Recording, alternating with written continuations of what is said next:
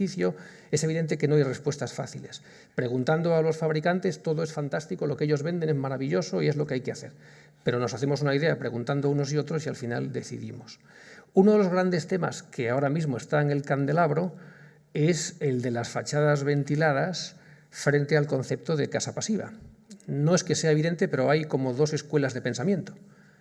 Los mediterráneos, se supone que somos nosotros, abogamos por la fachada ventilada. Y esa palabra parece que quiere decir que es ya estupendo. Y luego los germánicos, en cambio, vienen de la escuela de pensamiento de la casa pasiva, passive house queda más serio, y eso es aislar, aislar, aislar a tope. Y claro, como decíamos antes, no hay fórmulas. No siempre es cierto que en un clima mediterráneo la solución mejor sea la fachada ventilada, aunque suele ser, y lo contrario, ¿no? Entonces, no conviene tener un criterio directo e incambiable, conviene tener un criterio y cambiarlo en cada proyecto, pero sí conviene entender que aquí hay que tomar partido y hay que tomarlo en cada caso. Entonces, las fachadas ventiladas no son la panacea maravillosa que consigue que el calor por radiación se refleja en la hoja exterior y milagrosamente sale y no entra, con lo cual no necesito aislamiento, por ejemplo, o que la cámara en invierno me recalienta y entra al interior del edificio y en verano, en cambio, por arte de flechas azules y rojas, en verano el calor sube. No, el calor hace lo que hace. ¿Y eso cómo se puede saber? Pues no se sabe, pero se puede simular. Se simula la cámara, se colocan los materiales, se coloca el índice de reflexión del material, su emisividad, su espesor, y a partir de ahí se piensa cómo va a estar de ventilada esa cámara y sale el resultado. Y claro, el resultado siempre es sorprendente. Siempre es distinto a lo que uno se imaginaba. Siempre. Entonces, estamos aprendiendo todavía. No podemos suponer que la fachada ventilada en general sea la panacea, tampoco en nuestro clima, depende de cómo la diseñemos, funciona bien o mal, y la casa pasiva, idem de idem. No podemos pensar que solo es un tema de aislamiento térmico en las zonas opacas, porque si dejamos el vidrio o la carpintería con una solución, vamos a decir, es normalita, tendríamos la barbaridad de un cerramiento con un U de 0,15, por exagerar y hacerlo muy bien, y en cambio el U del vidrio con la perfilería del orden de 3,5, que es el valor real. Cuando el vidrio tiene un U en el centro del paño de 2,6, o vamos a ponernos mejor, bueno, 2,6 sin capa de baja emisividad, que es el vidrio cámara normal. ¿Qué tiene toda la ventana? 3,5, 3,8, 4. No, si aquí pone 2,6 es 2,6. No, 2,6 es el vidrio en el centro del paño. Luego hay pérdidas en el encuentro vidrio-perfil y esas pérdidas en el encuentro vidrio-perfil se suman a las pérdidas del perfil. Con lo cual no vale hacer una cuenta de la vieja y decir, si tengo un 80% de vidrio y un 20% de perfil, multiplico por sus superficies relativas los valores de transmitancia y obtengo el U medio. No es así. Hay un factor más, que es la pérdida por el punto de conexión, que es importante, es una especie como de flujo o de sumidero, si queréis, de transmisión térmica, que hace que el resultado sea siempre peor. Se puede calcular y hay una norma ISO en la cual está basada la europea, pero no hace falta. Lo que basta es que entendamos y que tengamos un orden de magnitud de que el U del vidrio siempre será mucho mejor, más bajo que el U del conjunto. Entonces, claro, si tenemos un cerramiento ciego de 0,1 y una ventana de 4, es un desastre eso. No deberíamos tener eso. Habría que ir a una ventana de 1,8 o de 1,9 o de 2 como máximo, que es una hiperventana muy buena para Alemania. Pero realmente aquí no nos hace falta. Si no nos hace falta la ventana de un U tan bajísimo, ¿nos hace falta realmente un U de 0,1? Pues en Ávila mejor que en Sevilla, indudablemente. Pero francamente no es lo que necesitamos, no es lo más importante. O sea, hay un punto a partir del cual seguir mejorando la U ya no tiene sentido. Pero primero hay que llegar hasta ahí, ¿eh? Hablo para colegas. O sea, que la lección general es hay que mejorar el coeficiente U, por supuesto, pero entre colegas no nos fijemos solo en un parámetro y no seamos estajanovistas con el único parámetro, porque no hay uno, hay varios. Por lo tanto, no tengo respuesta. ¿Qué es mejor? Depende. Soy gallego y eso.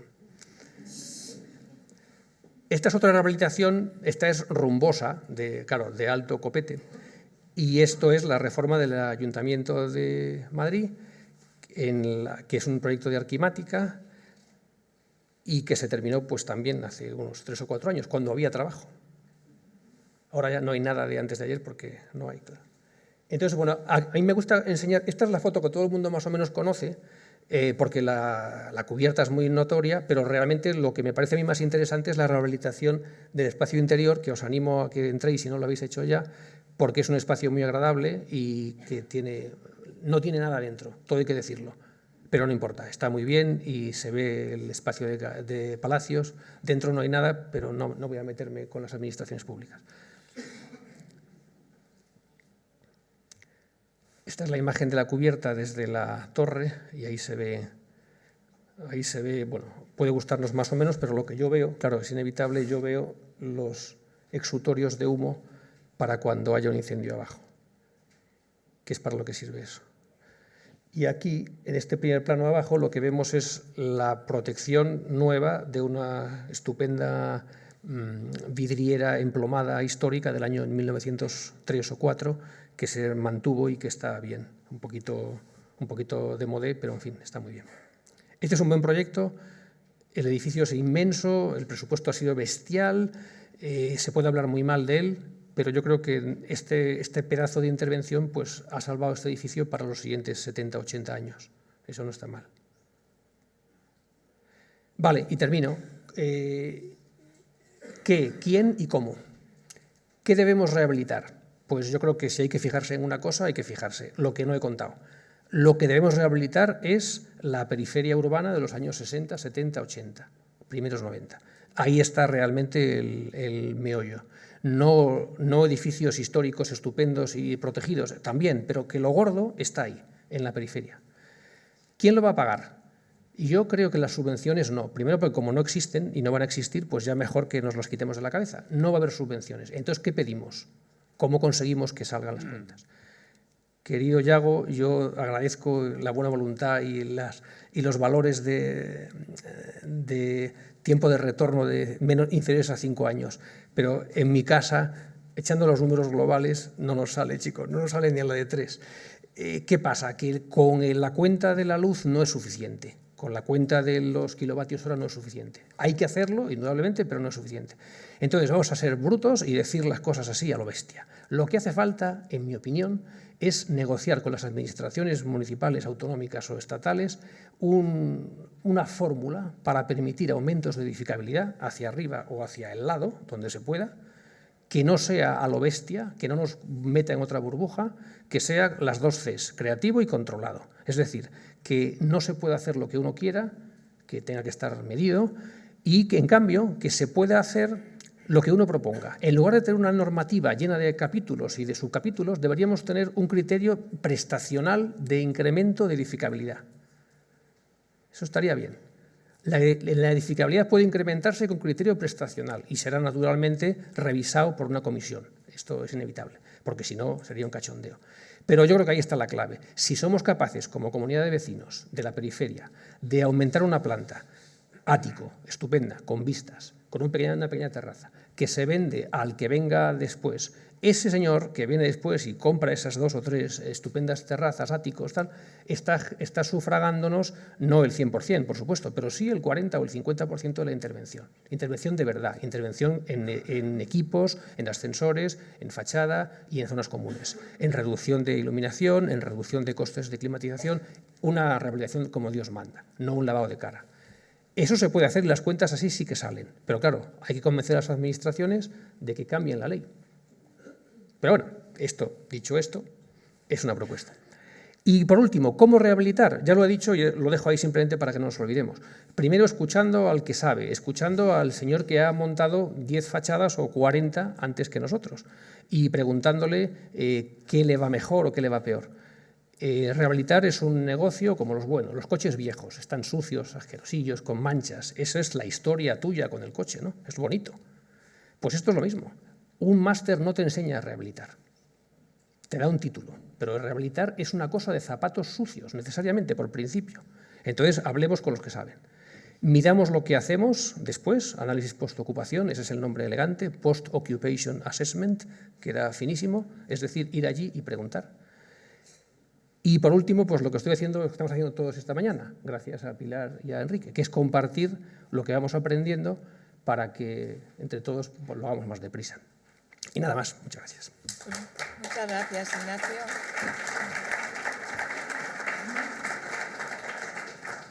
Muchas gracias, Ignacio. Me ha dejado muy sorprendida lo de que no hay subvenciones ni las va a haber. Aquí hace muy poco Ángela de la Cruz y la propia Pilar Martínez nos ha estado contando que había 2.000 y pico millones de euros que iban a transferir a las comunidades autónomas para subvencionar las actuaciones de rehabilitación integral.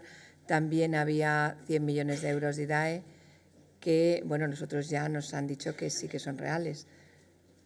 Hombre, lo del aumento de fiscalidad es verdad y yo creo que tenemos que pensarlo, pero cuidado, tenemos que ser cuidadosos con esas cosas. He visto que ya ha llegado el decano y me gustaría, por favor, que hacer una intervención pequeña. No, ahí hay un sitio, da igual.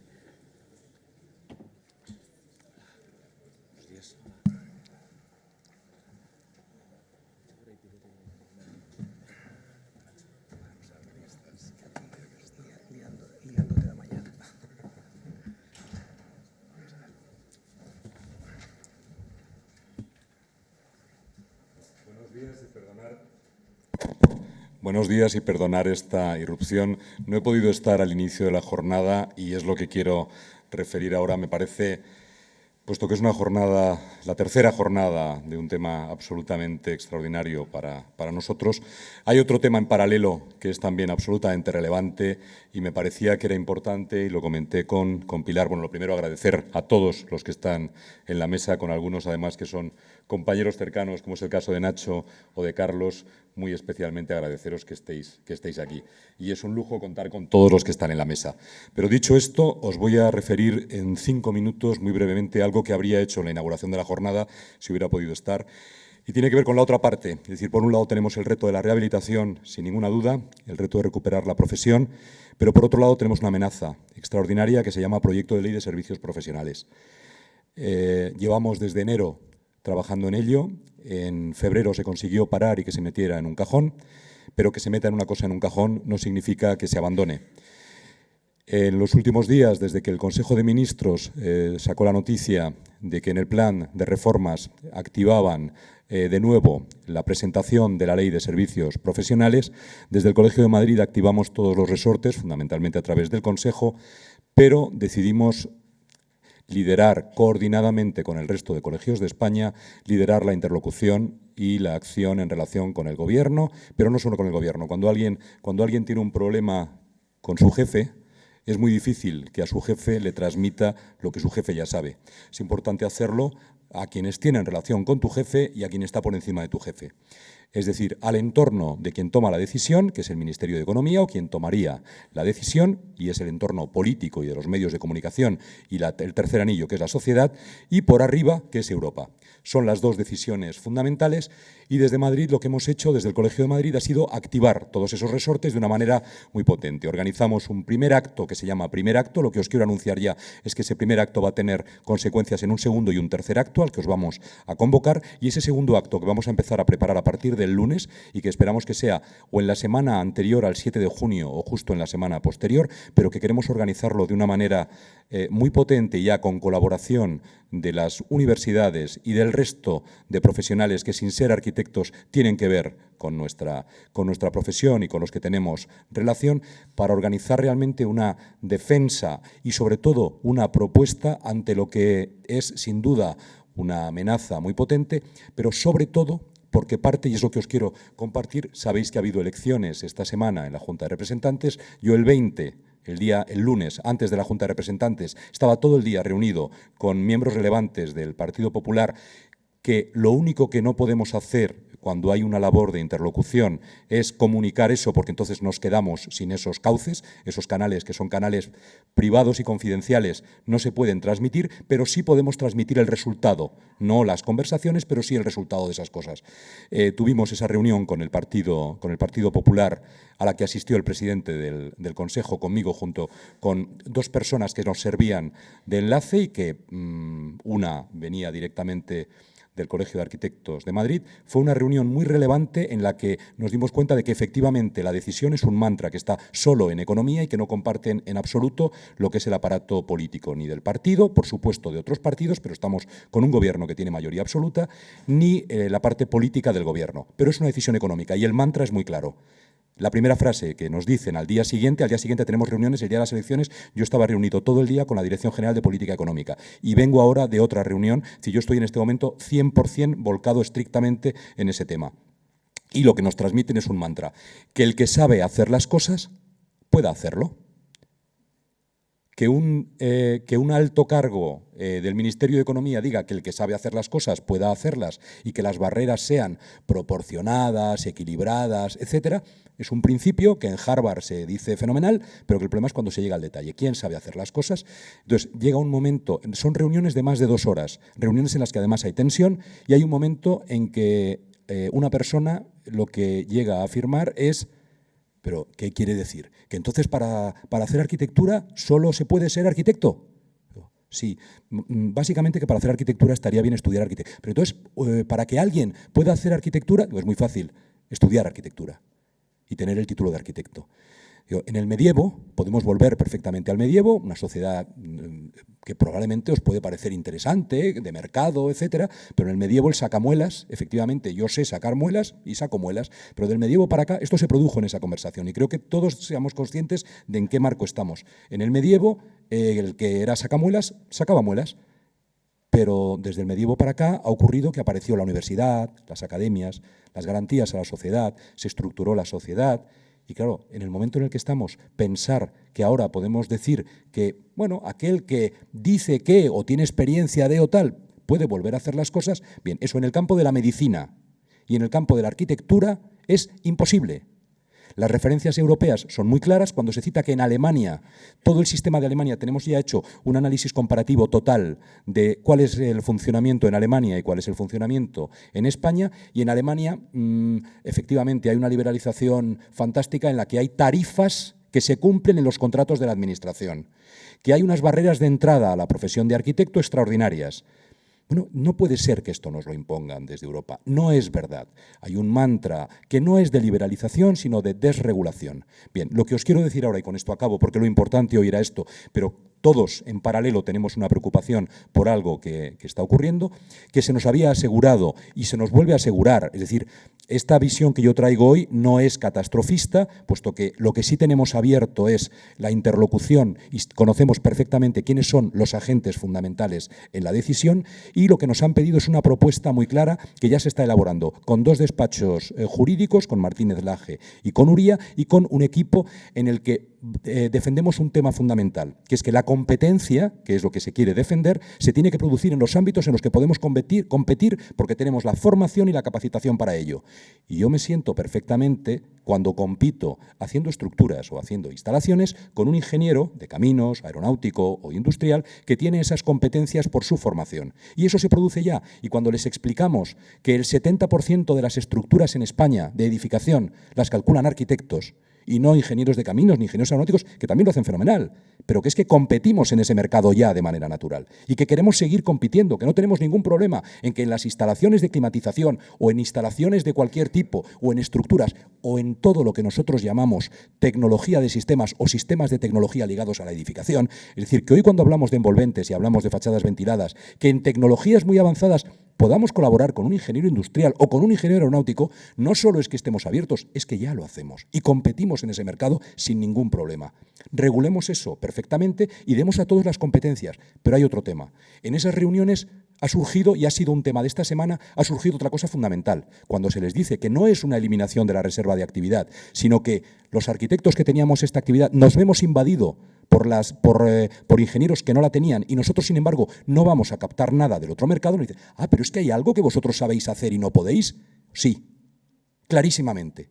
Y ahí es donde tenemos que pasar a la propuesta de ataque sin ninguna duda.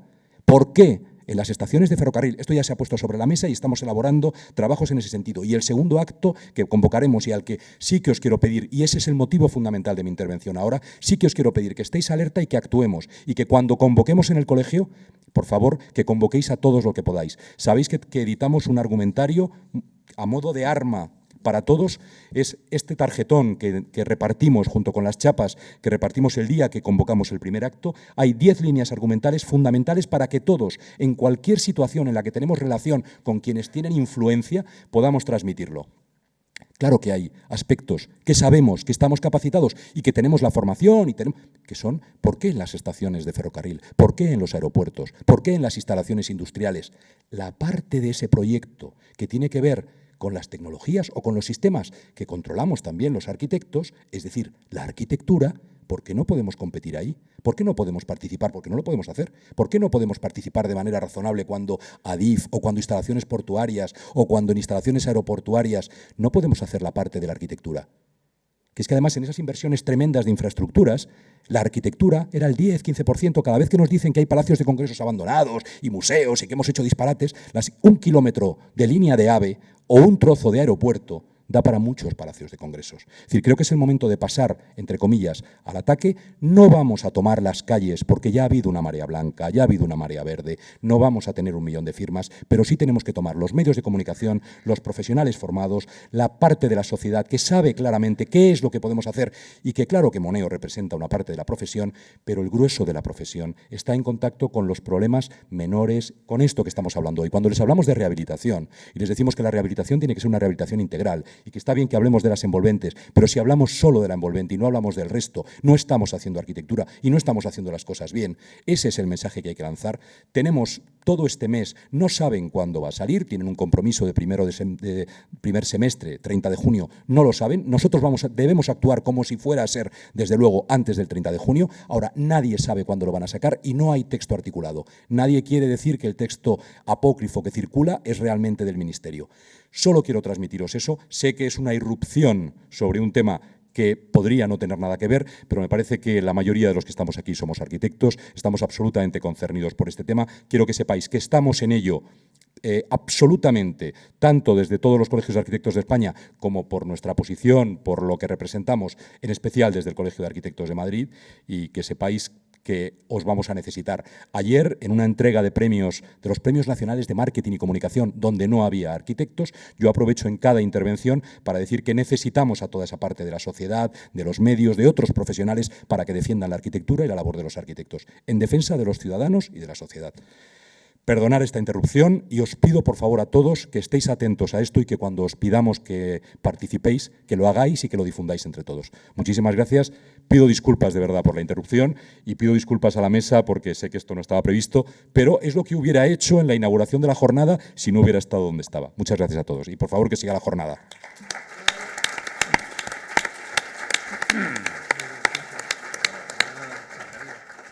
Gracias, José Antonio. Vamos a seguir la jornada. Yo creo que acabamos y después hacemos todo el coloquio al final, si os parece.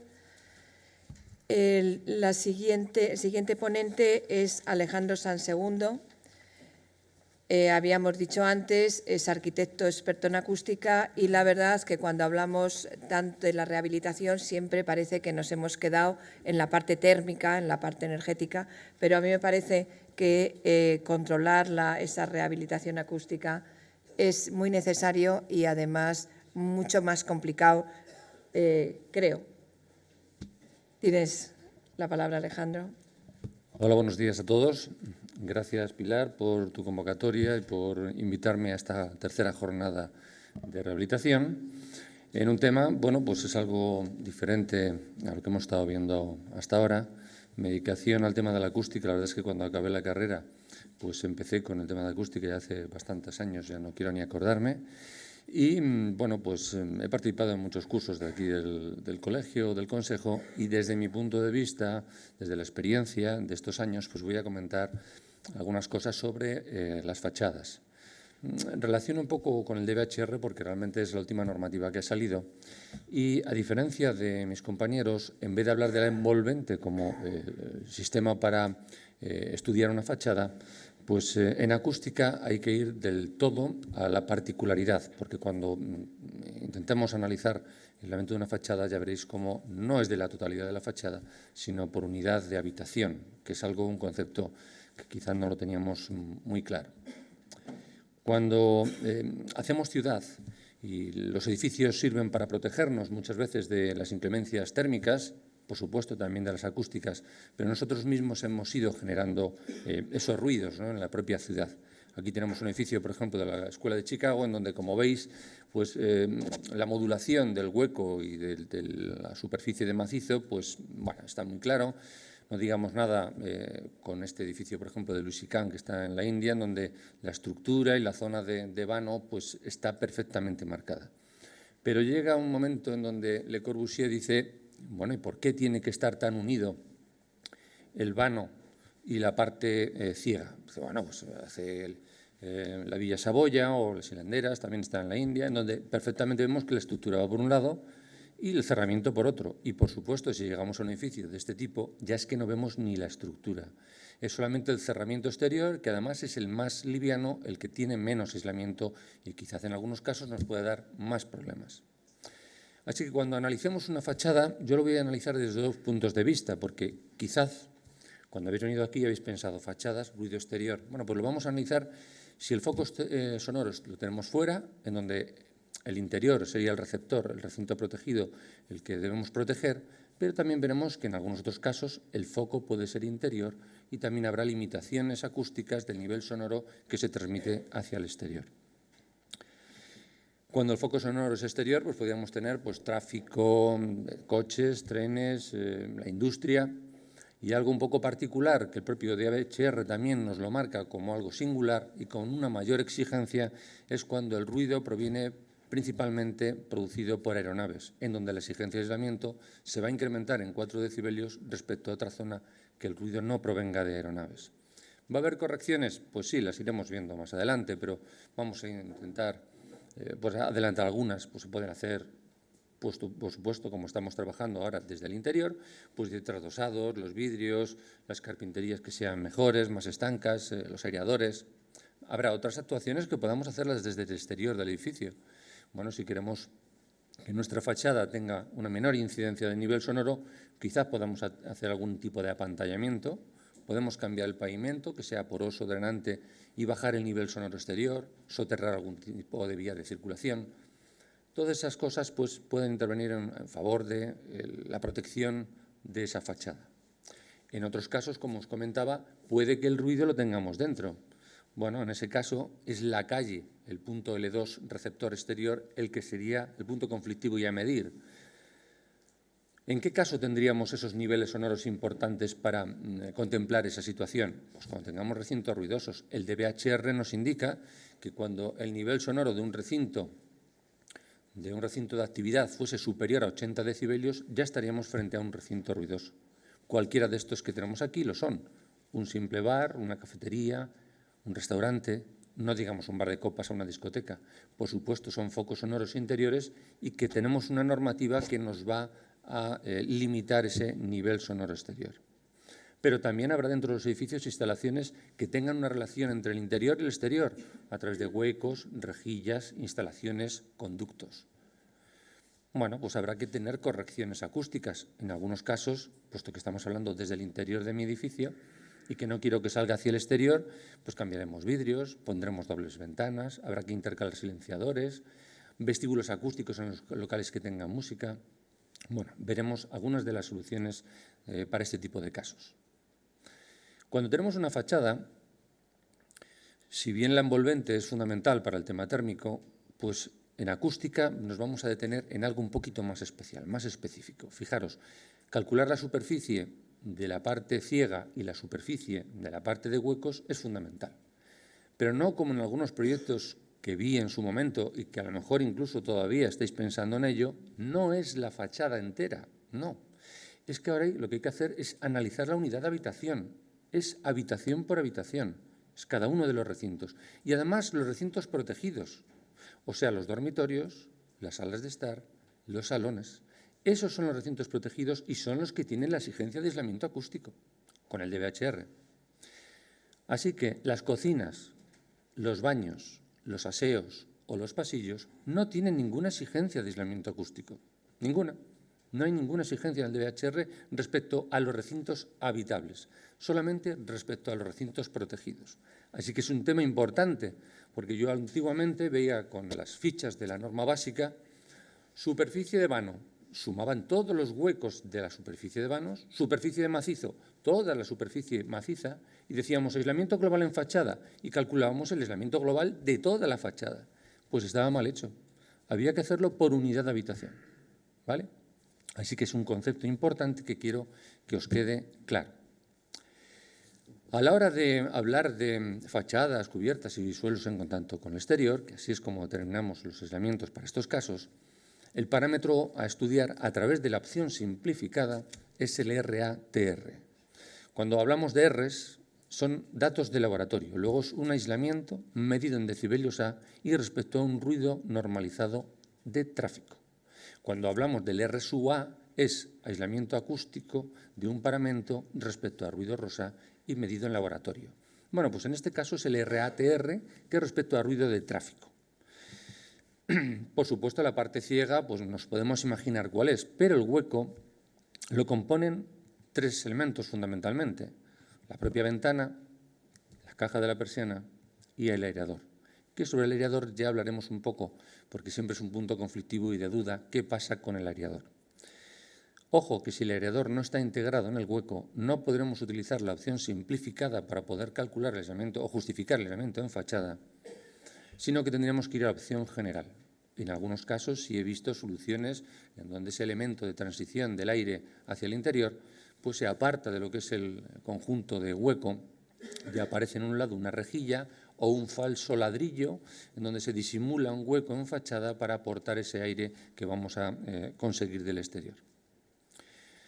Hay que tener en cuenta, cuando hablamos de aireadores, cuando hablamos de ventanas, cuando hablamos de cualquier hueco, la influencia que tienen los huecos, que es importante. Fijaros, en el primer caso, donde no hay ningún hueco en un paramento en la fachada, por ejemplo, pues si tengo un aislamiento de 30 decibelios obtendré. Pero si tuviese un 0,1% de hueco, fisuras, huecos en definitiva, el aislamiento por solo ese 0,1% me va a bajar a 27. Y si el hueco fuese de un 1%, el aislamiento me va a bajar a 19. Conclusión, hay que intentar sellarlo lo mejor posible. ¿Dónde obtendremos más aislamiento? En aquellos casos donde la estanquidad sea mayor. ¿Dónde vamos a tener peor estanquidad? Pues en algún tipo de ventana y también el cajón de la persiana y también el aireador. Luego esos serán los puntos más conflictivos a la hora de analizar una fachada.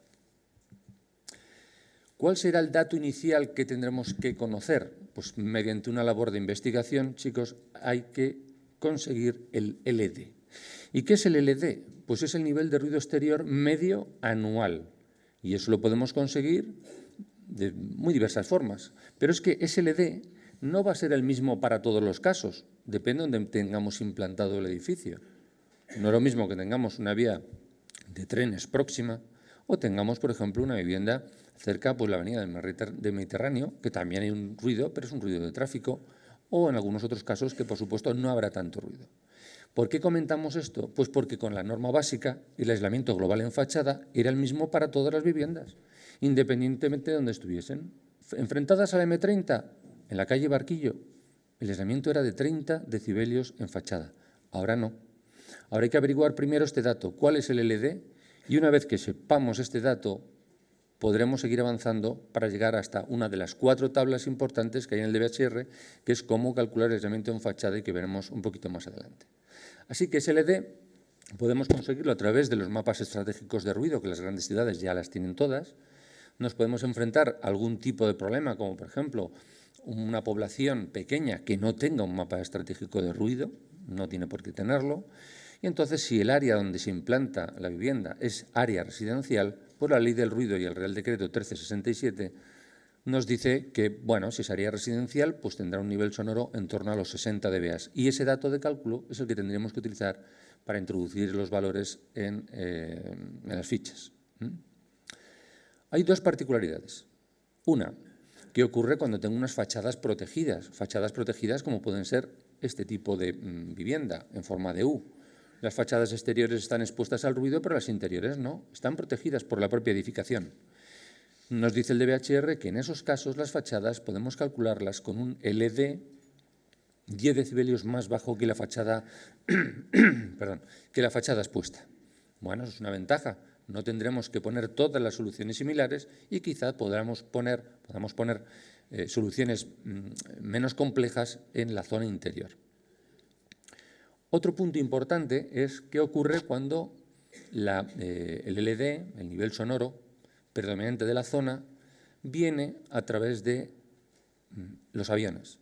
Pues entonces la tabla nos va a decir, el DB nos dice que tendremos que aplicar un incremento de la exigencia de aislamiento, que en otra zona tendríamos, un incremento de 4 decibelios.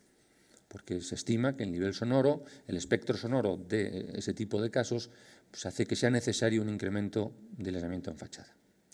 Bueno, pues una vez que hemos hecho esa labor de investigación y ya obtenemos el LED para poder empezar a trabajar, pues tendremos que entrar en esta pretabla. Es un paso intermedio entre el dato LED y la tabla que vamos a utilizar. Bueno, pues aquí es donde nos dicen cuál es el aislamiento que vamos a necesitar, en función del nivel de ruido que tengamos en cada caso. Vamos a imaginar que tenemos un nivel de ruido de 62 decibelios. Estaríamos precisamente en esa línea. Si es así, el aislamiento en dormitorios nos daría 32, para residencial y sanitario, y para otras estancias 30, para los salones o cuartos de estar. También para cultural y docente, pero bueno, nos centramos aquí. ¿Qué ocurre si el nivel sonoro exterior se incrementa? Pues si se incrementa el nivel exterior, también se va a incrementar la exigencia. Así que ya no es como antes, todas las viviendas o todas las edificaciones con 30 decibelios en fachada, sino, como veis aquí, puede llegar a 42 decibelios si el nivel sonoro es elevado. Bien, pues esta es la tabla 3.4, una de las 4 tablas que hay que entrar para justificar el DBHR. ¿Cómo entramos? Bueno, pues ya con esa labor de investigación, hemos hallado el LED y con el LED hemos entrado en la tabla anterior y nos ha dicho que para 62 decibelios se exige un aislamiento de 32. Fijaros que ese 32 ya no es un RATR, es un DNT, un D2M, D porque es aislamiento, 2M porque se mide a 2 metros de la fachada para evitar las reflexiones del ruido en la propia fachada y es a ruido de tráfico medido en decibelios A. Y se mide in situ, o sea que esto se puede comprobar in situ. Para conseguir esto, el proyectista tiene que proyectar de la siguiente forma. En el caso de que la fachada fuera ciega y no tuviésemos ningún tipo de hueco, dice, bueno, pues entonces cojo un aislamiento de laboratorio a ruido de tráfico de al menos 35 y con eso conseguiré que in situ me dé 32, porque me va a bajar desde el dato de laboratorio a la medición in situ.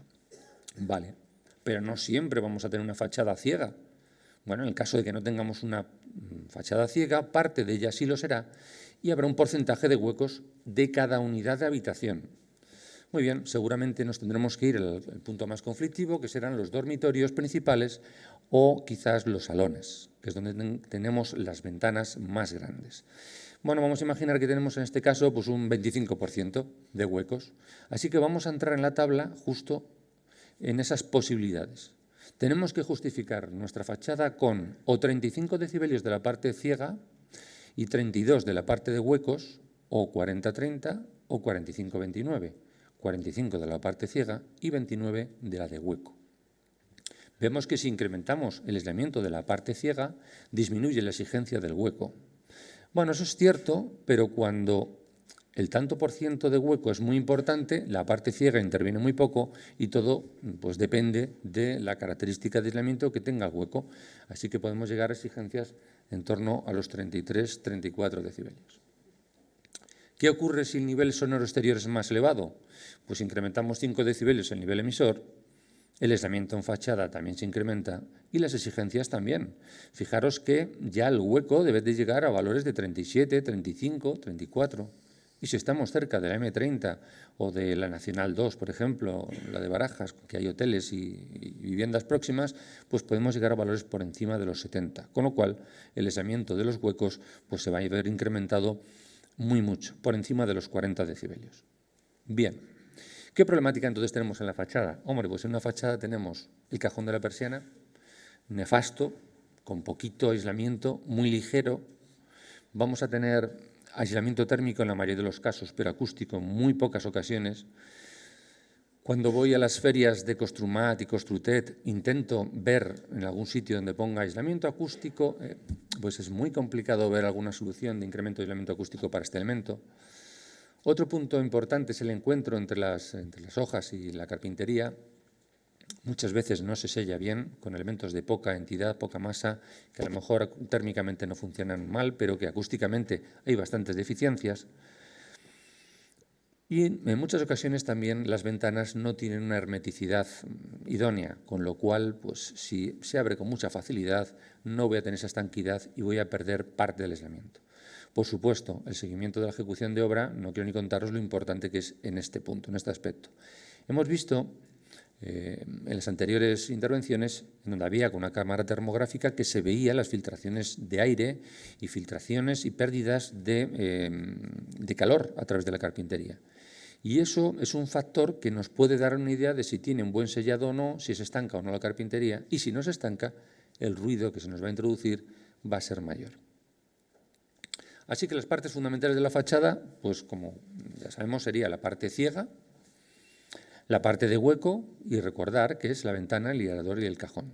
Así que la parte de la fachada la podemos analizar, si no tenemos más medios, pues con el catálogo de elementos constructivos del que ya hemos hablado, que vuelvo a recordaros que, aparte que en mi página web podéis descargaros, pero donde tenéis seguro es en códigotécnico.org, así que descargároslo porque es un documento que está en revisión, se está incrementando y probablemente dentro de unos meses veremos que su volumen se incrementa. Yo recomiendo que lo imprimáis porque las versiones anteriores, la verdad es que está muy bien y en vez de utilizar la informática, utilizar el papel porque viene muy bien en los datos que aparecen aquí. Hay un montón de datos de fachada, aquí pongo la 1, la 3, hay muchísimas tipologías, pero os he puesto un par de ellas para que veáis que dentro de la clasificación de aislamiento, aunque viene el R sub A en la primera columna, no lo utilizamos, utilizaremos el RATR, a ruido de tráfico, con valores en este caso en torno a los 47-48 decibelios. Bueno, pues está bien, cumpliríamos con la parte ciega de esas tablas que aparecían ahí. Luego vendría el vidrio. También en el catálogo de elementos constructivos podemos tener datos de cuánto aísla un vidrio, tanto si son ventanas deslizantes como ventanas abatibles. Bueno, pues teniendo en cuenta que los vidrios fuesen iguales, vidrios sencillos, laminares o con cámara de aire, fijaros que el RATR de elemento abatible, los aislamientos que se consiguen para igualdad de vidrios son menores en las deslizantes que en las abatibles. Luego, poner un supervidrio con una ventana deslizante que tenga una hermeticidad baja es una pérdida de dinero. Así que, como regla mnemotécnica, vidrio no muy bueno en la carpintería no muy buena y aprovechemos el vidrio muy bueno en la carpintería que tenga más estanquidad. No cometamos el error de poner un supervidrio con una ventana que a lo mejor no la tiene y el aislamiento, por mucho que intentemos, no lo vamos a conseguir.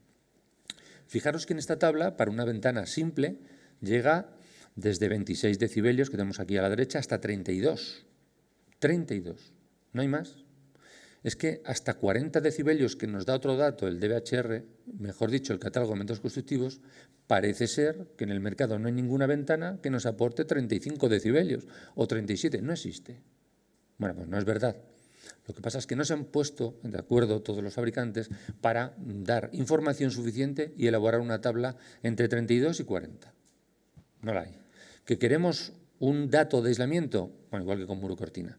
Si queremos un dato de aislamiento, tendremos que ir a un fabricante y que nos aporte el dato del aislamiento de esa carpintería y de ese vidrio, porque evidentemente sí hay carpinterías que nos dan un aislamiento superior a 32. Bien. Vamos a seguir analizándolo. Hemos visto la parte ciega, la parte de las ventanas, los aireadores. El aireador ya sabéis cómo funciona. Es un elemento que está en fachada, que tiene, bueno, es más o menos simple, más o menos complejo. Algunos de ellos tienen incluso un silenciador interior, con lo cual permiten el paso del aire, pero no permiten tanto el paso del ruido, con unos rendimientos entre 30 a 45 decibelios, a veces más que la propia ventana, con lo cual no nos debería preocupar, porque bueno, lo podemos tener resuelto. El coste quizás es lo único que preocuparía a determinadas personas, pero bueno, como solución técnica la tenemos a nuestro alcance. Así que es el mecanismo interior, el aireador. Pero bueno, también en este sistema tenemos que contar con el mecanismo exterior, que es un ventilador. Bueno, pues algo que succiona desde la cubierta ese aire que a través de un conducto va succionando de cada una de las viviendas a través de unas rejillas localizadas en los cuartos húmedos, cocinas, cuartos de baño, y succiona del resto de la casa el aire. A través de estas rejillas el aire entra al interior, con lo cual, bueno, pues lo tenemos perfectamente desarrollado. El único problema es que estos elementos, estos ventiladores, pueden a su vez tener problemas de ruido. En este caso, por ejemplo, los tenía.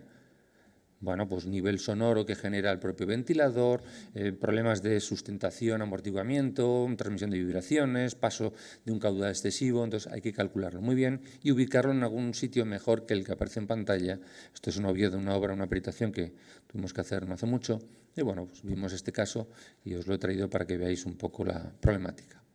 Así que los aireadores en fachada pueden tener ese tipo de aislamiento intermedio y que servirá para reducir drásticamente el ruido que entra. O sea, que lo podemos tener perfectamente resuelto. ¿Qué otras alternativas hay el puro aireador? Bueno, pues se está estudiando ahora cajas de persiana. La caja de persiana ya tiene una raja, una hendidura, por donde está entrando aire al cajón. Si pudiéramos colocar en la parte interior el propio aireador, pues ya tendríamos 2 en 1. Tendríamos dentro del cajón la persiana y el aireador. Y ya solamente tendríamos 2 elementos, cajón de persiana con aireador y la ventana. Otra solución es tener, como ya os he comentado antes, es tener los elementos de combinación interior-exterior fuera de lo que es el hueco. Bueno, pues en fachada se puede aparecer unos huecos que servirá para que pase el aire de forma independiente a lo que es el hueco. Ya no podremos aplicar la opción simplificada. Con este sistema tendremos que calcularlos con la opción general. Muy bien, y por último la microventilación. La microventilación, bueno, es un elemento, es una piececita muy pequeña que se coloca en las ventanas de forma que abriendo solo un poco, esa raja que nos crea, ese hueco, sirve para que podamos succionar ese aire.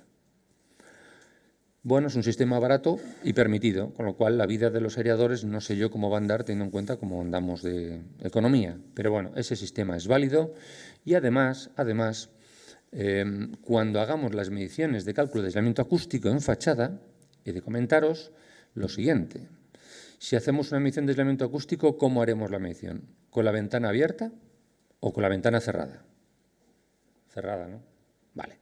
Pues el aireador, ¿cómo lo vamos a colocar? ¿Abierto o cerrado? Cerrado, ¿no? Bueno, pues así es como hay que hacer las mediciones de aislamiento acústico en fachada, con el aireador cerrado.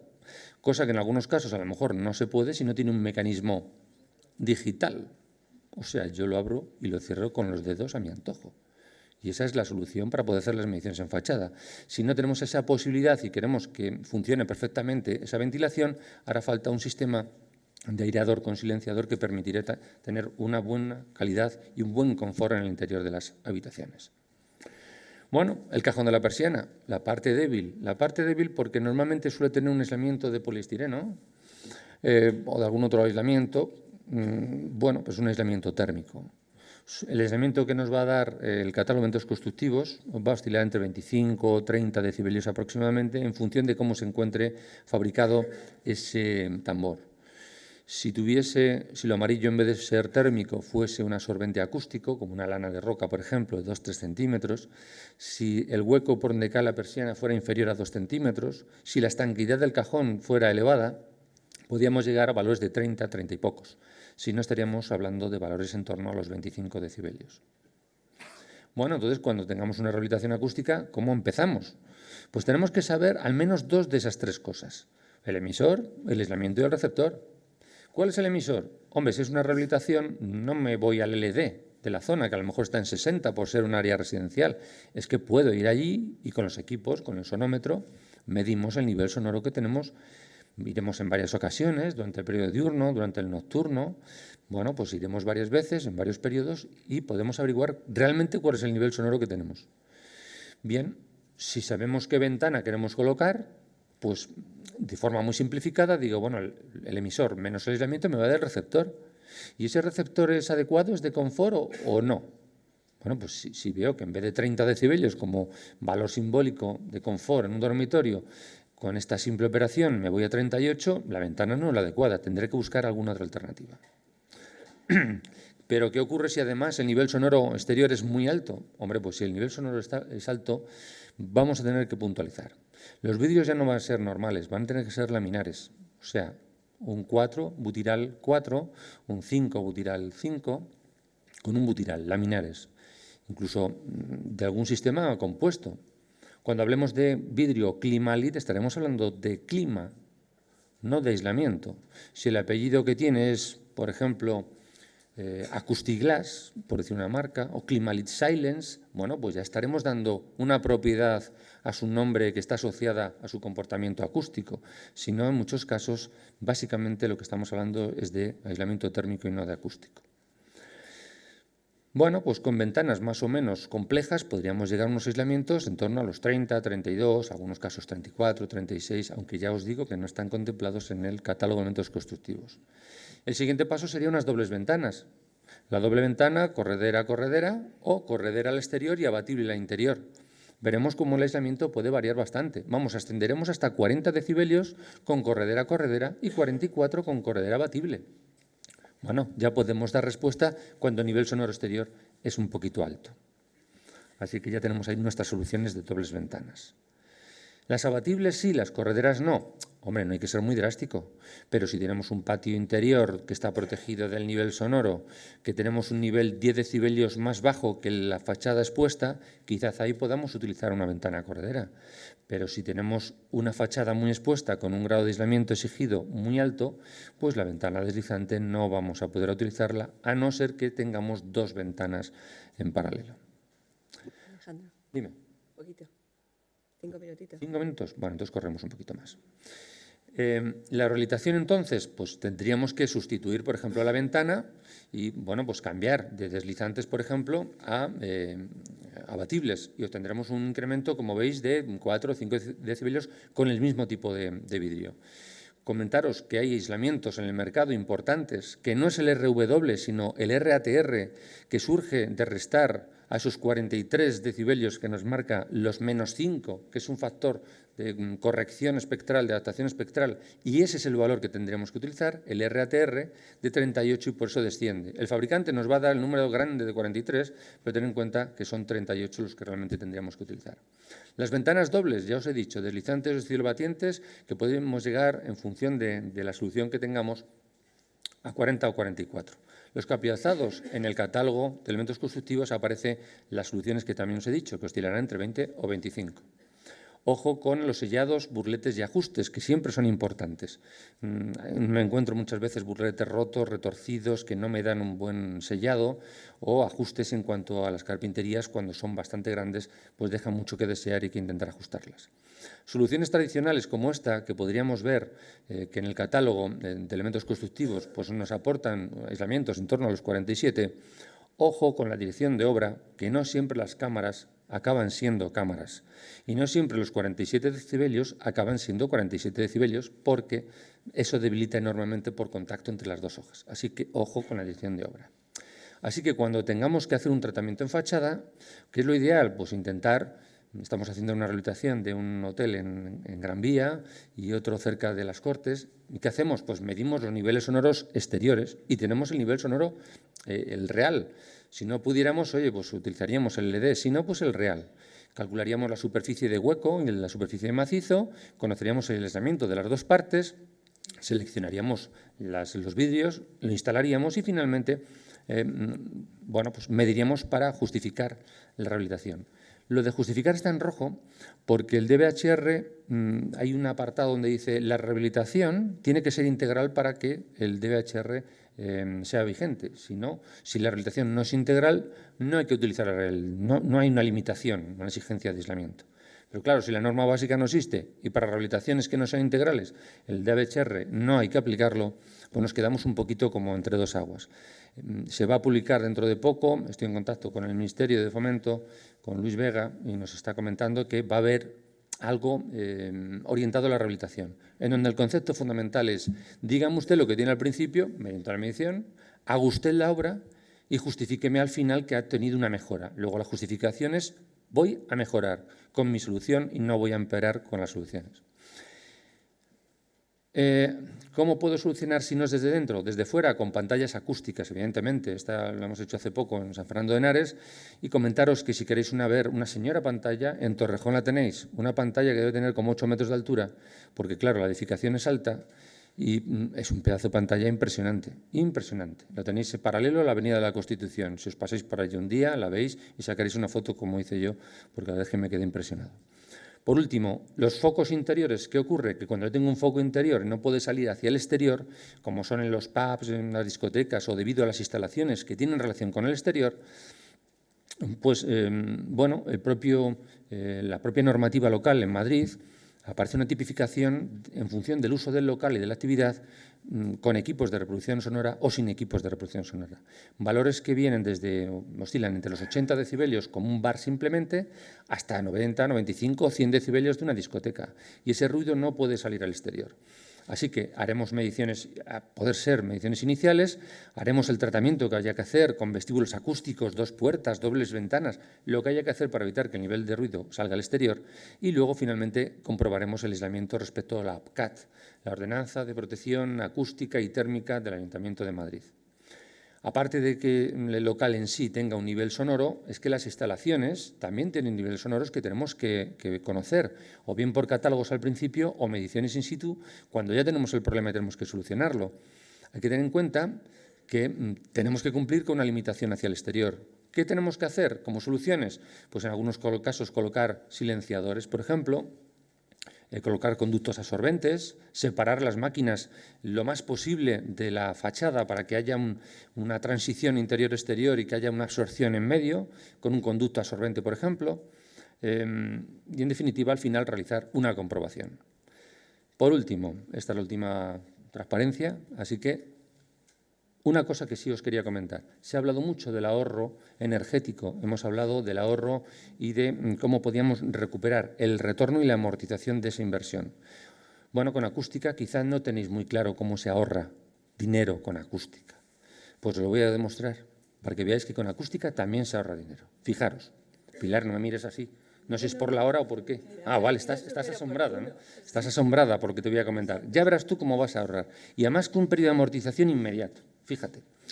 Tienes a través de la APCAT tienes una limitación del nivel sonoro transmitido. Unas veces era viviendas, en este caso me limito al exterior nada más. Bueno, ahí tenemos que para un área residencial, los periodos día, tarde y noche, vamos a imaginar que es la noche, se cumpliría con 5 decibelios más del que nos dice la tabla, o sea que con 50 al exterior cumpliríamos, pero, ¿qué ocurre si nos pasamos en más de 6 decibelios esos 50 que marca la normativa? Hombre, en una charla acústica, si al final no acabo con algo sonoro, hubiera quedado mal. Pero es que la multa es inmediata, son 12.000 euros. Y además no preguntan, te la cobran. Luego tú puedes reclamar y puedes actuar sobre la instalación para que no te pongan otra multa. Pero esa es la multa mínima, porque puedes llegar hasta 300.000 euros por reiteración. Así que, como veis, no hace falta esperar grandes periodos de tiempo, porque de un mes a otro te puedes quedar sin 12.000 euros si no atendemos a las instalaciones acústicas. Bueno, pues nada más. Muchas gracias.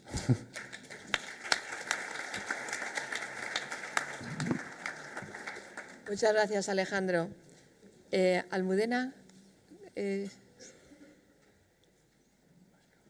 La siguiente ponente es Almudena Fuster, es jefe del Departamento de Innovación,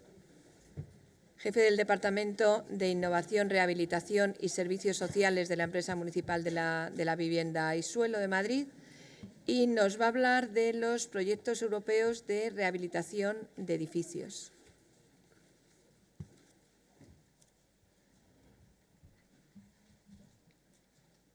Creo que tenían que fumar.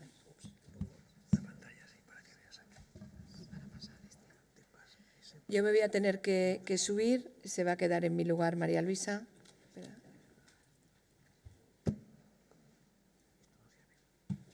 Eso sirve. ¿Puedes o te la acercamos? Agua y voy. Bueno, siento la tensión que he venido. Nada, tranquila, si vamos mal, o sea que Y no hay problema. te agradezco que te hayas enrollado tanto, porque a mí me ha venido muy bien. porque yo llegaba tarde. Bueno, buenos días. Yo soy Almudena Fuster, soy arquitecto como la mayoría, supongo, y soy la jefe del Departamento de Innovación de la Empresa Municipal de la Vivienda y Suelo, que tengo que agradecer al COAM la noticia que sacasteis antes de ayer, sobre la MVS y el apoyo que nos estáis dando, porque está en condiciones, lo habréis visto publicados seguramente todos, que está en malas condiciones y a punto de desaparecer. Esperamos contribuir todo lo que podamos a que no desaparezcáis. Bueno, gracias. Bueno, yo os voy a hablar de proyectos de I+D, que es lo que hacemos en el departamento, fundamentalmente de fondos europeos, aunque también he traído un fondo nacional, que veo que hay alguno de los socios que están en los nacionales con nosotros están por aquí, Ferrovial, pero de ese no voy a hablar, que no es de fachadas en concreto. Y lo que quería antes de nada es contaros un poquito, cuando se convoca, tenemos ahora mismo 2 proyectos importantes del 7º programa marco, que son este que se llama Inspire y el RetroKit, que los veis abajo. Los 2 tienen página web para que podáis ver toda la información. Han arrancado hace poquito tiempo, o sea que tampoco de momento hay mucho. Y al ser de I+D, también os digo que casi todo está protegido. O sea, hay poca información de la que los socios dejan hacer publicidad. Se puede difundir muy poquita información, pero os voy a intentar contar de qué va.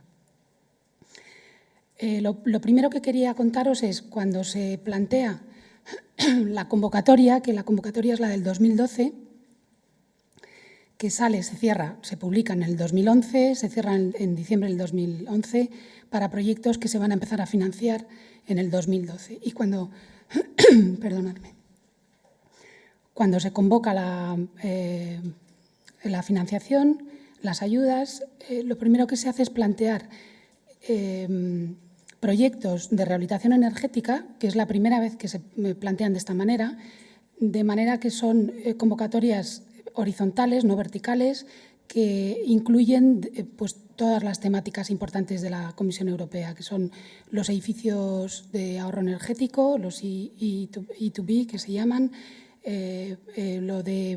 todo lo que es nuevas tecnologías, nanotecnología, y se agrupan todos para convocar y poner un dinero para que exista esta financiación. Entonces, lo primero que hicimos fue ver a cuál nos presentábamos, y en concreto esta, que son los 2 proyectos que tenemos ahora mismo, tiene que ver con el método o procedimiento. Lo que le están buscando es un método o procedimiento sistemático, es decir, algo que sea paso a paso, que sea replicable y que sea transferible para la rehabilitación de edificios existentes, que englobe tanto la mejora de envolvente como los sistemas de iluminación, para que sean de alta eficiencia, sistemas de acondicionamiento y ventilación eficientes y sistemas de producción de energía renovable. Es decir, es la primera vez que todos los sistemas se integran, que no solo se está mirando hacia la rehabilitación de la envolvente y a conseguir unas condiciones buenas en cuanto a la demanda, sino también a la producción y al aporte de renovables.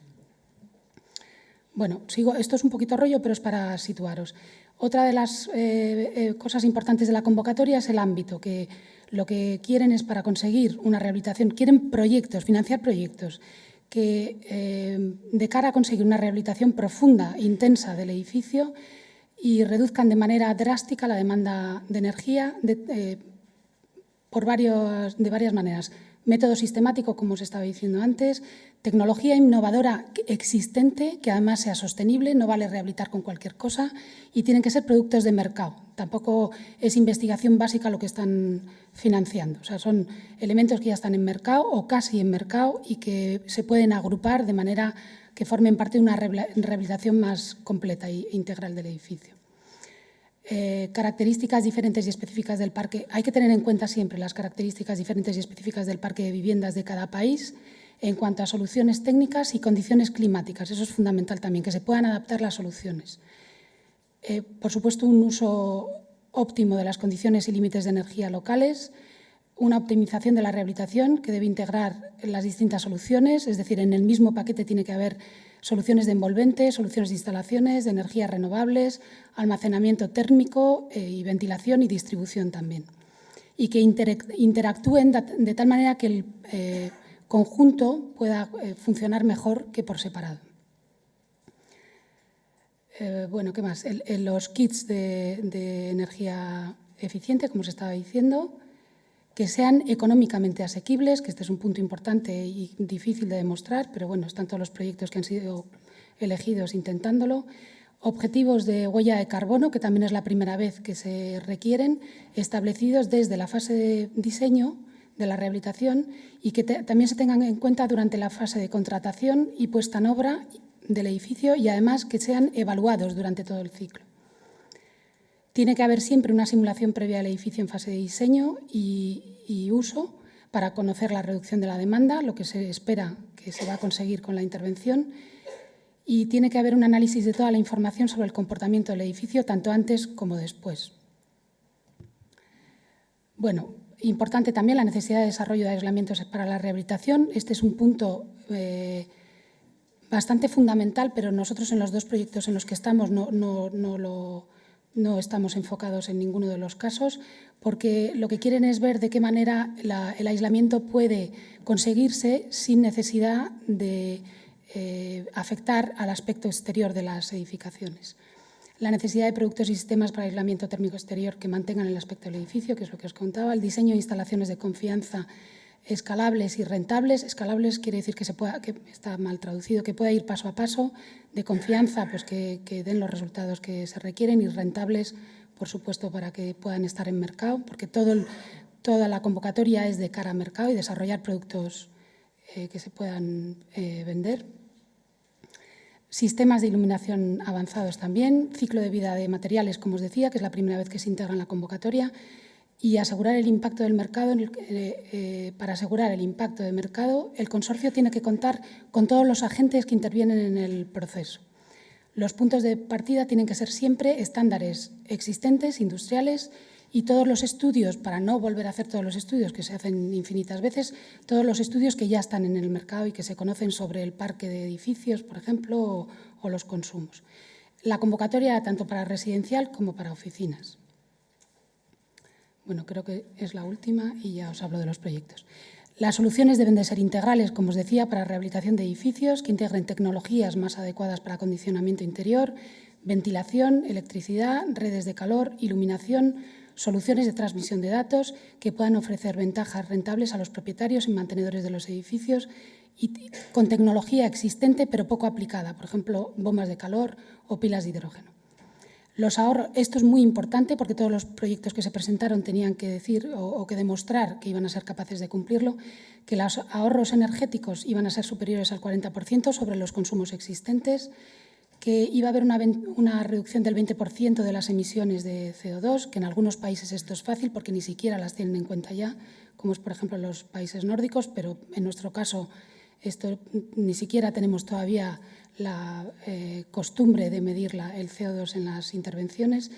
Un objetivo global de 50 kilovatios hora por metro cuadrado y por año de consumo, que si bueno, estáis un poco todos al tanto de los edificios de energía casi nula, tiene que ver con este concepto, está cerca de lo que se está hablando. También es verdad que se está intentando definir para que sea rentable, pero bueno, esto es lo que proponía la convocatoria de la comisión.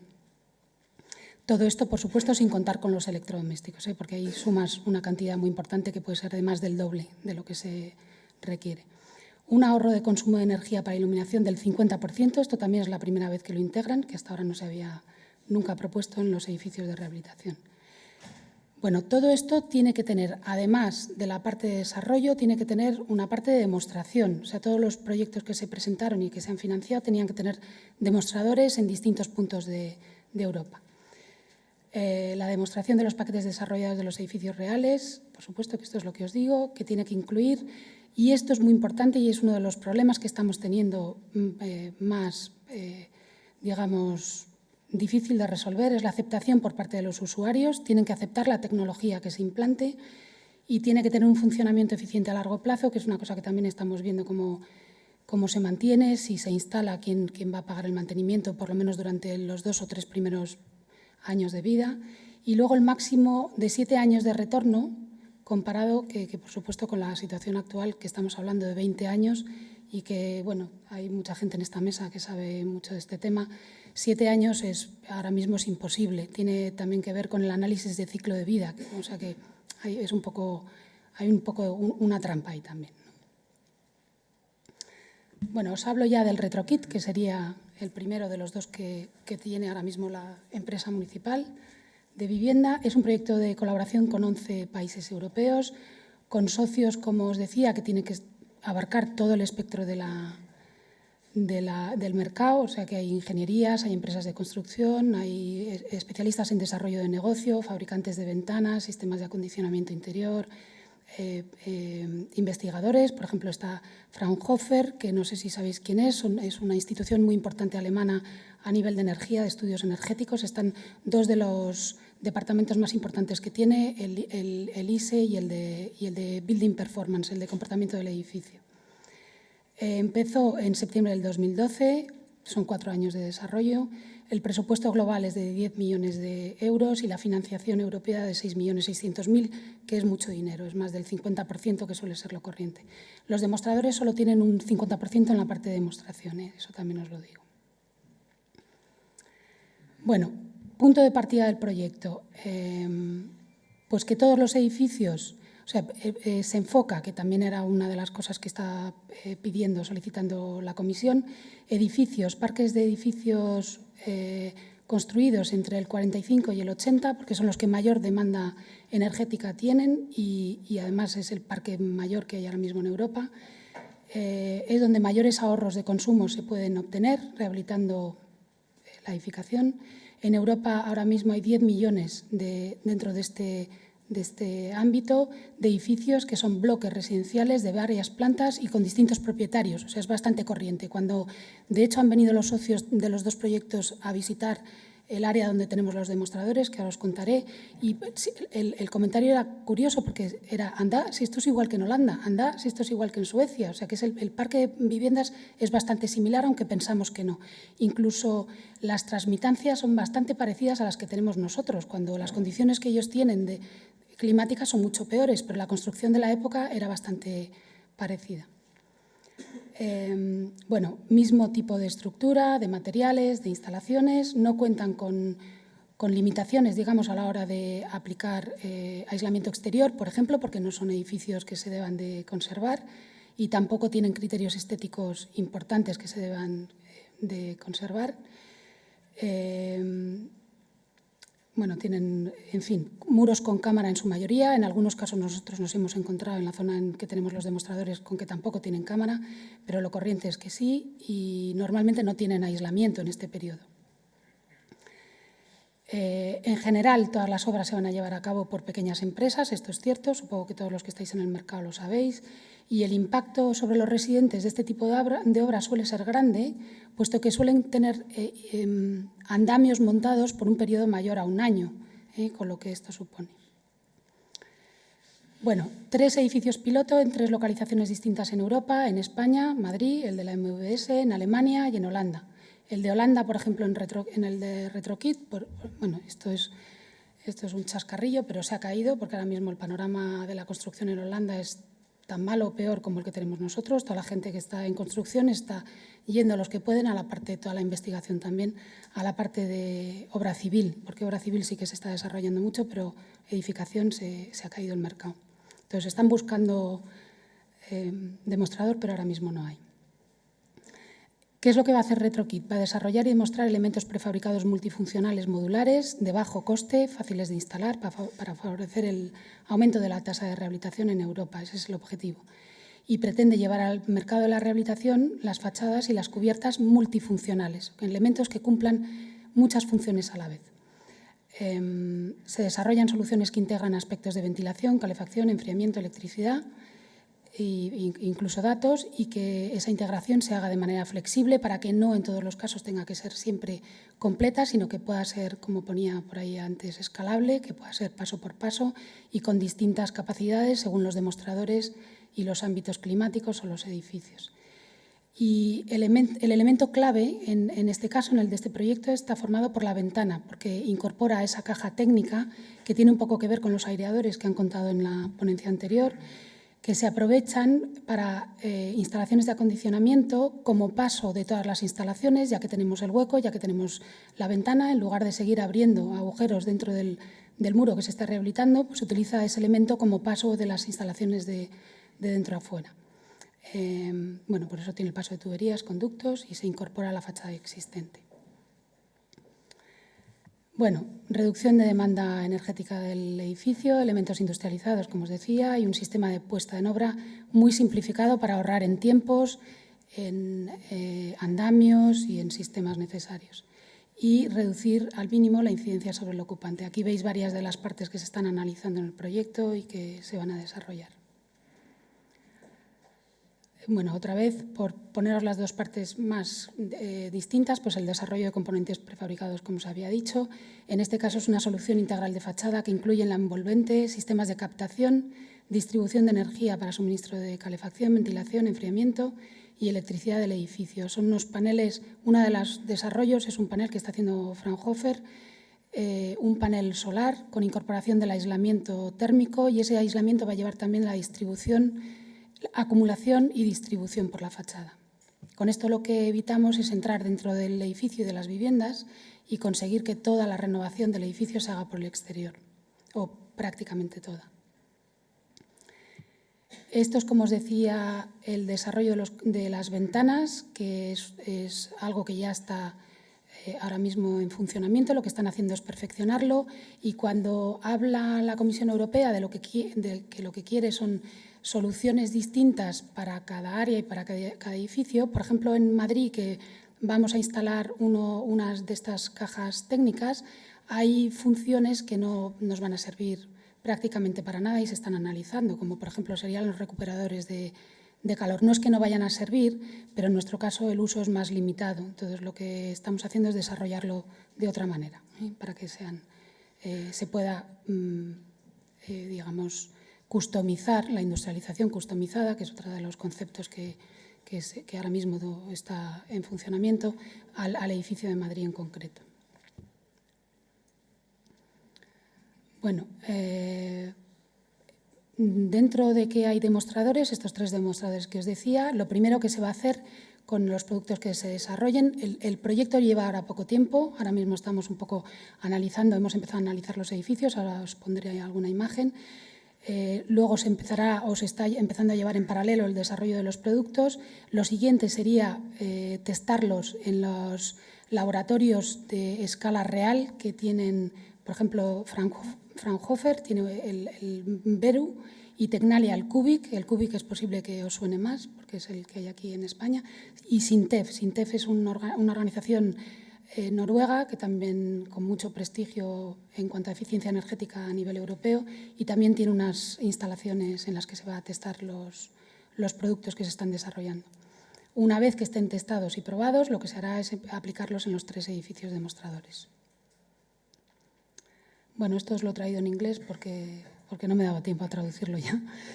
Y supongo que más o menos todo el mundo, pero en fin, serían como las conclusiones industriales a las que se quiere llegar a través del RetroKit, pues tener un coste de 120 euros por metro cuadrado, que ya os digo que esto será solo cuando de verdad se tenga en cuenta el análisis de ciclo completo del edificio y de los productos, reducir el periodo completo de la instalación y de la puesta en obra, reducir la producción de residuos, que también es importante, crear nuevas oportunidades de negocio en el área de eficiencia energética en rehabilitación, generar nuevos ¿cómo se dice esto?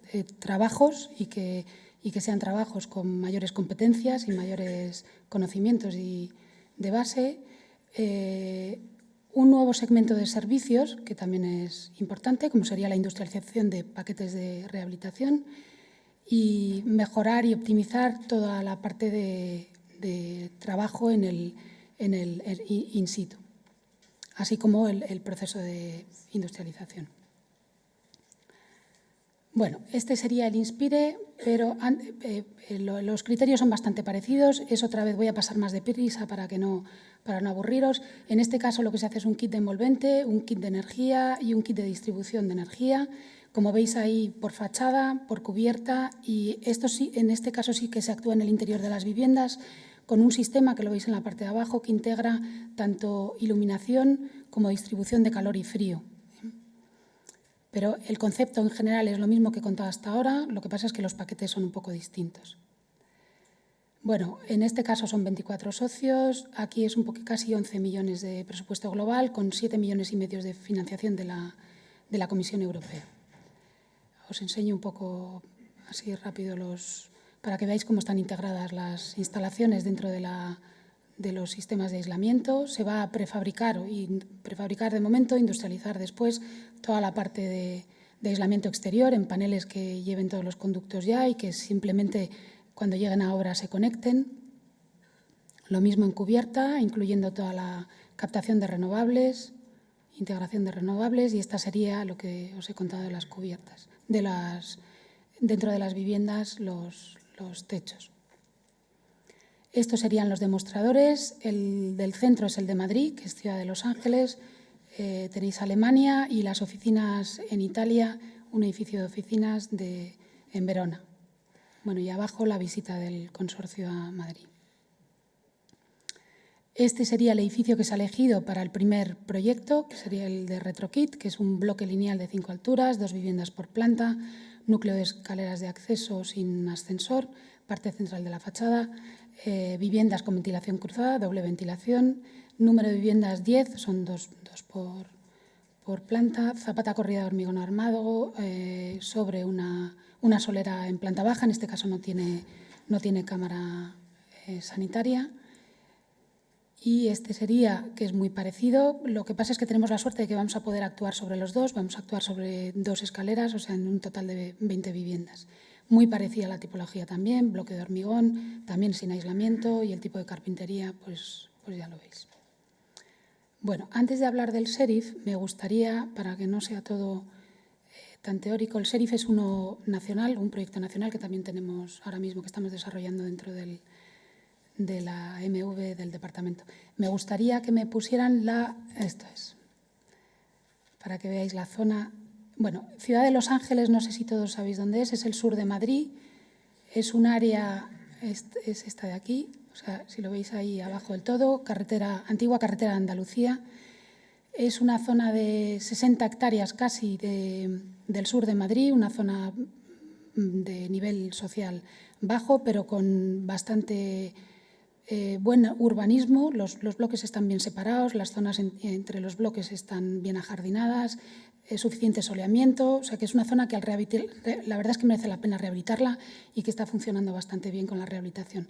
Se declaró área de rehabilitación en el 2006, desde entonces, pues para que os hagáis una idea, si había un potencial de 5.000 viviendas para rehabilitar, con todo lo que la MV ha estado haciendo hasta ahora, porque se pone una oficina a pie de obra, se hacen informes para todos los bloques, se ha hecho un 90% o sea, bloques para el 90% de las posibles, de las viviendas potencialmente renovables.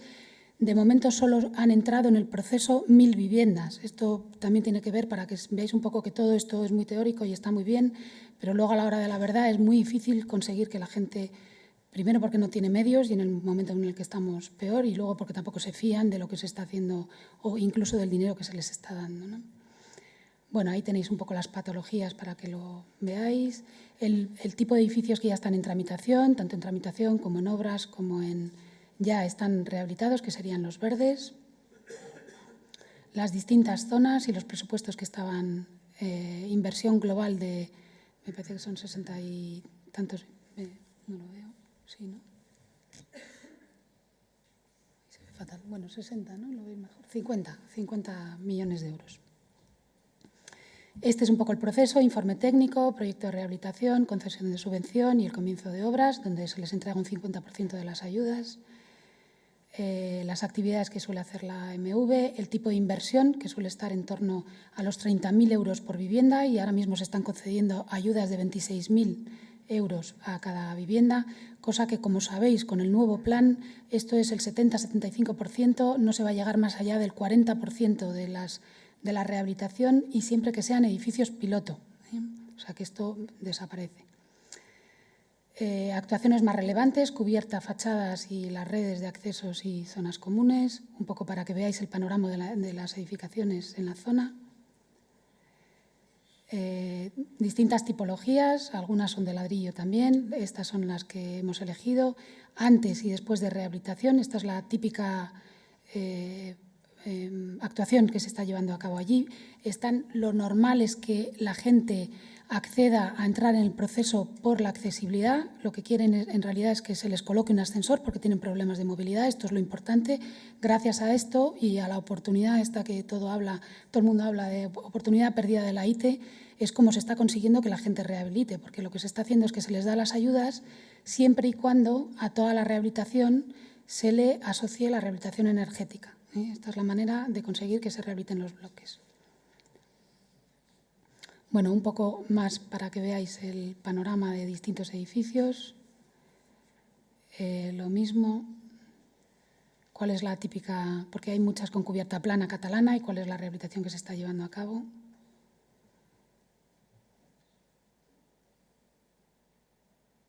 Lo paso así un poco rápido. Pero vamos, ya os digo que lo más importante es el ascensor, eso es lo que de verdad para ellos. Y ahora mismo que se han retirado las ayudas, hay gente que se ha quedado con los ascensores a medias, con los ascensores sin poder instalar. Bueno, esta sería una actuación clásica con un SATE exterior, cubiertas.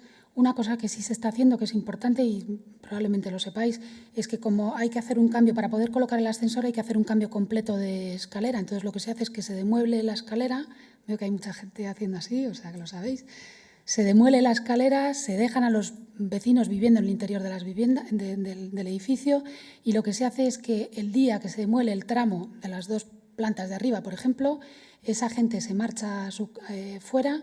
Tienen que estar hasta las 8 de la tarde fuera del edificio, a las 8 pueden volver y ya tienen acceso provisional a su vivienda, con lo cual se está consiguiendo no desplazar a todas las viviendas del edificio y conseguir que sigan viviendo en el interior, ¿no? Bueno, esto es otra vez las ayudas y esto es los datos que hemos hecho para ver las recuperaciones en cuanto a las instalaciones, que de momento son todos teóricos, por eso lo paso un poco por encima, para que veáis lo que se podría alcanzar. Podríamos llegar hasta un 60%, 60-65%, también depende de las actuaciones. Eso con recuperaciones, con actuación sobre la envolvente total, con actuación sobre las instalaciones, con alta eficiencia en los sistemas que se coloquen, con contribución de renovables, ¿eh? O sea, no solo… Vale, vuelvo a la otra. Ya estoy, gracias. Vale, estos serían los 2 bloques. Y antes de ir a este, quería contaros, bueno, estamos haciendo,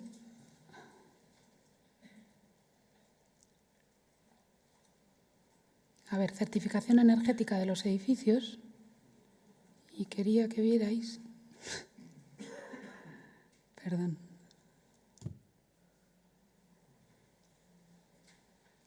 que además, y esto supongo que es la discusión, ya estamos, ¿no? ¿Cómo se pone? Vale, quería que vierais, supongo que estáis todos ya con la certificación, pero que vierais los resultados, ¿no? Este es un edificio que es el de el Inspire, que es el del 45-47 sí, Canción del Olvido. Todo tiene nombres de zarzuelas. Y para que veáis la diferencia tan brutal que hay entre las demandas de energía vivienda a vivienda, esto a la hora de hacer la certificación energética del edificio existente, y las demandas que hay del edificio global. Esta es una discusión que está por ahí, yo sé que la tenemos todos. Y luego la frustración nuestra cada vez que hacemos una actuación de envolvente importantísima, con una inversión, bueno, con un coste que también financia la comisión, pero que también está poniendo el ayuntamiento, y al final lo que de verdad prima es poner una caldera de biomasa. Pues esto no sé si vale. Entonces, eso que yo lo había oído mucho, pero no me había metido dentro, ahora es que nos resulta frustrante, porque es que para tener, que estamos intentando también que nos financie la recuperación